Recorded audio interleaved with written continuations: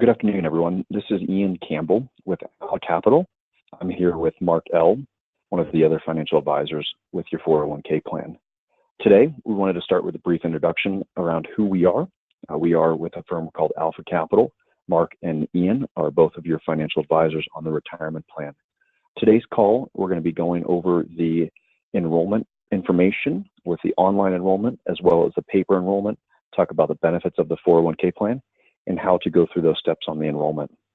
We're going to start by reviewing the online enrollment packet. Each of you will be getting an email that will have these attachments in it, as well as the recording of this video.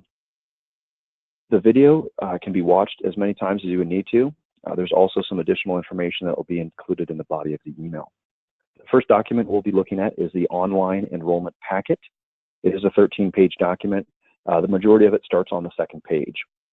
On the second page, the first step for the online enrollment is to go to the provider's website, Retirement Plan Consultants. There is two processes to enroll in the 401k plan. You can either do the online enrollment or you can fill out the paper version. We would really recommend everybody complete the online enrollment. It's faster, it's more secure for everybody, and it's a lot safer as well. The first step is to go to the website here below. You'll select online enrollment in the top left corner, and then type in the plan password to get into that environment. Once you've typed in the plan password, it'll ask you for some other information as well. I'm going to refer down to pages 8, and on page 7, it starts the online enrollment step-by-step guide of this attachment. This attachment, you can look through pages 7 through 11, and that will actually have a screenshot by screenshot of the steps to go through that online enrollment. As I referred to earlier, you'll go to this website here. You'll see this gray box, top left corner, you'll hit online enrollment. You can also bookmark this website because this will be used for all future logins. You need to look at statements, look at performance, change investments, and make any adjustments that you would need to on your account. The online enrollment next step is when you're putting in that plan password. Again, make sure that you are typing in that plan password in all capital letters. It is very important that you do that. Once you then are into the plan, you'll then create your username and password. You'll start by setting up some of your contact information, social security number, date of birth, and then inputting that information. About halfway through, you'll see on this screenshot, a step-by-step guide, is that once you're selecting the investments, there'll be a spot where you click sources of money. Please make sure you are selecting all sources of money before you hit the next button and continue. For the purposes of the call today, we wanted to hop over to the paper version of the enrollment process to go through the type of information that you're going to be putting in online or having to fill out on the paper form.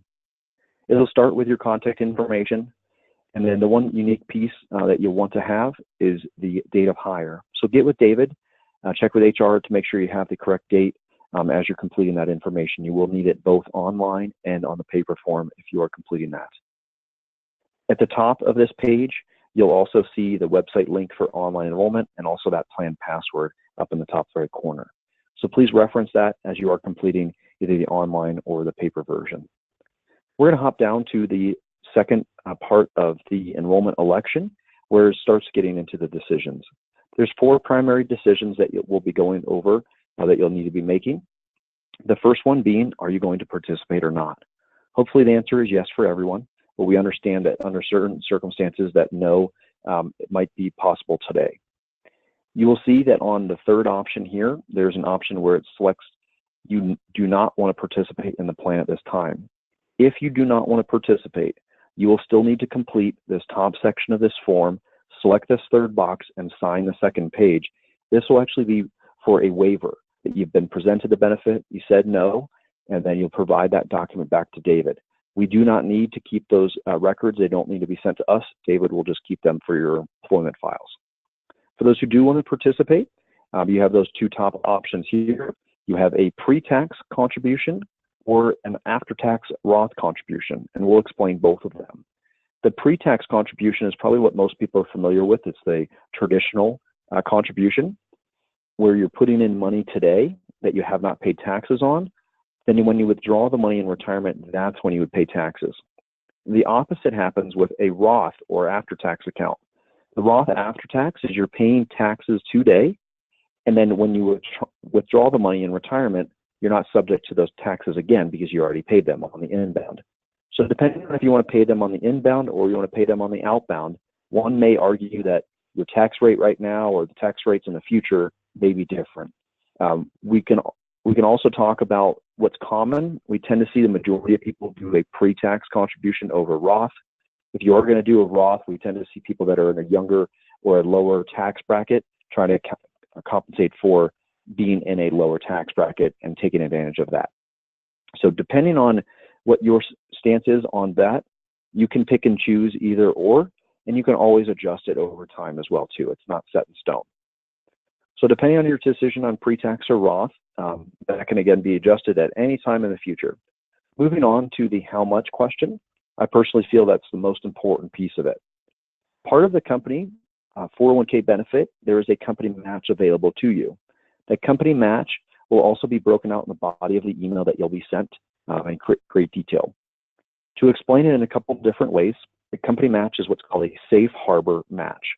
That safe harbor match is 100% on the first 3% that you put in, and then 2% on the next, 50% on the next 2%. So I'm going to restate that again. 100% on the first 3% that you put in, 50% on the next 2% that you put in. So if you put in 1, you'll get 1, 2 for 2, 3 for 3. If you put in 4%, you'll get 3.5. If you put in 5%, you'll get 4. As an example, you would want to at least save 5% to maximize that company benefit percent. If you have a paycheck, the pre-tax contribution at 5%, that would be $50. So $50 would be withheld from your paycheck. Your paycheck's not going to go down by a full $50 because you have that tax benefit in there. It's probably only going to go down by about $30, give or take. So if you're saving $50, your net take-home pay only goes down by about 20 to a net of 30. So $50 is what you're saving. The company match would be 4% in that example. If you're saving 5%, that would be $40. So 50 from you, 40 from the company, $90 is going into your 401k account, and your net effect to your take-home pay would be roughly about $30. So be mindful of that. That shows you that you can have a $30 decrease in your paycheck, but a $90 benefit, and the power of saving for retirement in that example with a company match available.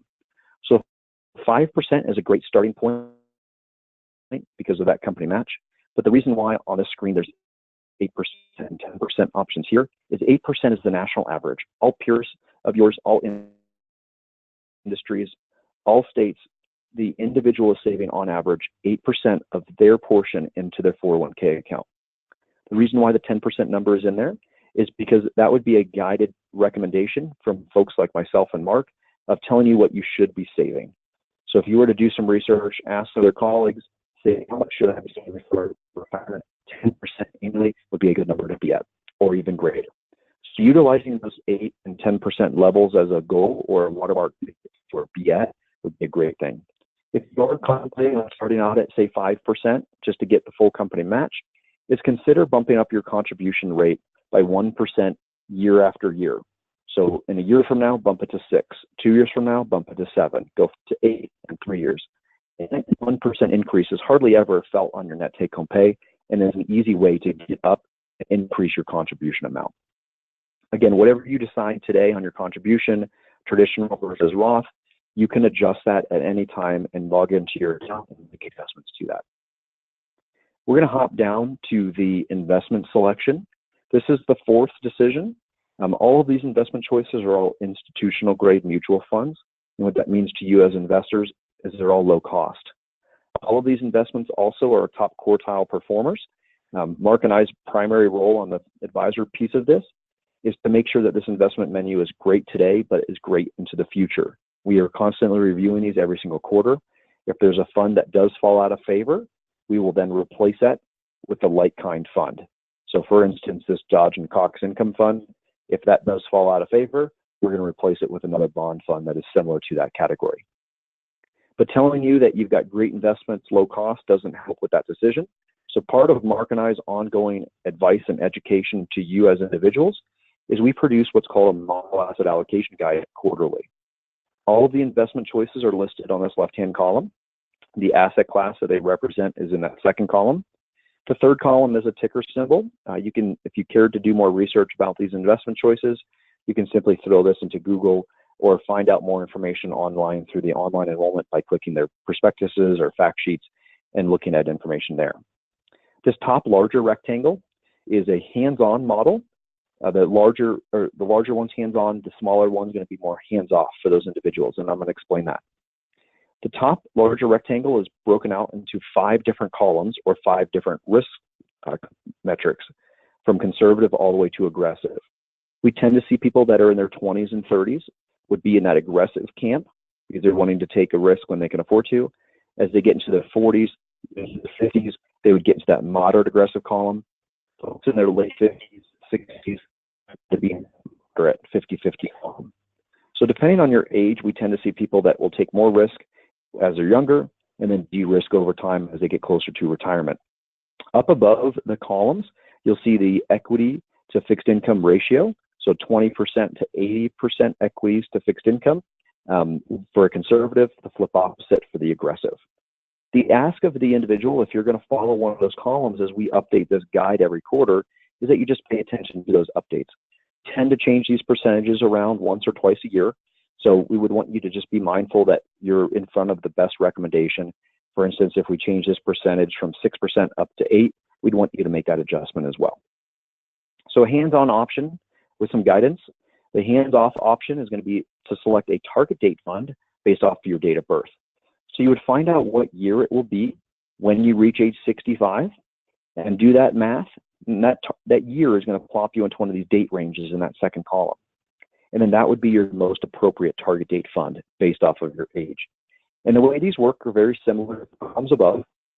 If you're younger, they're going to be more aggressive. If you're older or nearing retirement, it's going to be more 50-50. So the ones I've highlighted in blue are for those individuals that are younger, 20s and 30s crowd. So about 80% to 90% in equities or stocks. The next 4 are going to be roughly 70-30, 60-40 equity to fixed income. And they're going to be for those individuals that are in their 40s and 50s. And as you get closer to retirement in your 60s, you're going to see that those target date retirement funds are going to be about a 50-50 model. And you can see the ones that I've highlighted in blue are close to that 50-50 or balanced model. So we have one option that's a little bit more hands-on, one option that's more hands-off. And the third is you're free to do whatever else you would like. You have full discretion, the keys to the car. You can pick and choose whatever percentage across those investment choices. On the bottom of this asset allocation guide is both Mark and I's contact information. If you have any questions about stuff that we've covered today, you're free to reach out to us or reach out to us via email as well. I'm going to hop back to the paper enrollment form. Again, if you are filling this out, we do need a signature. If you're completing this as a waiver, we need a signature as well. I'm going to hop over to the last 2 things that we'll talk about before we wrap this up. The beneficiary designation form is very important. In the event that you pass away, the monies that you've accumulated in this account go to whom you wish.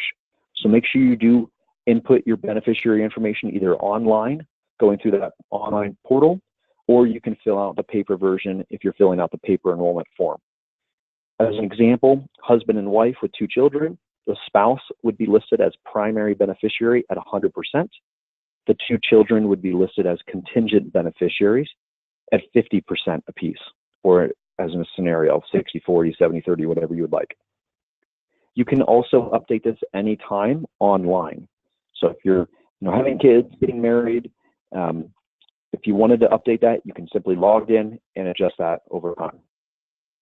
Here's one note that I want to mention. This is an IRS rule on the bottom of the sheet. It has a note where it says spousal consent is required. In the event that you are married or legally married, your spouse must be primary beneficiary. If they are not, they have to sign this form acknowledging that they're being skipped, and a witness notary also has to be present as well.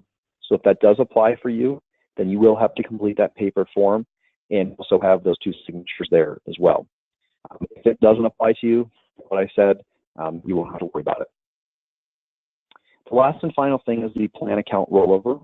In the event that you've got an old 401k account, old IRA account, any retirement accounts that you wanted to transfer over from that past company into the new 401k plan here at the company, you can do that. There's a whole team at Retirement Plan Consultant Provider that can help coordinate and do all the heavy lifting from transferring that money over to the new account. There's a guy by the name of Stephanie Wolf at RPC, or Retirement Plan Consultant, that we can get you in touch with if that does apply. Works on the outbound. If you're no longer working for the company in years in the future or months from in the future, the monies that you've got in the account can be rolled out either to an IRA, to another 401k plan, or even cashed out as well. There are penalties if you do cash it out early and paying taxes as well. If you have any questions about rolling over or rolling out, feel free to reach out to Mark or myself, or even reach out to RPC. We're more than happy to go and help. Again, we have online enrollment options as well as paper enrollment options. We thank you very much for your time today. If there's any questions that either of you have, you're more than happy to reach out to Mark or myself at any time in the future. Wish you the best and happy savings.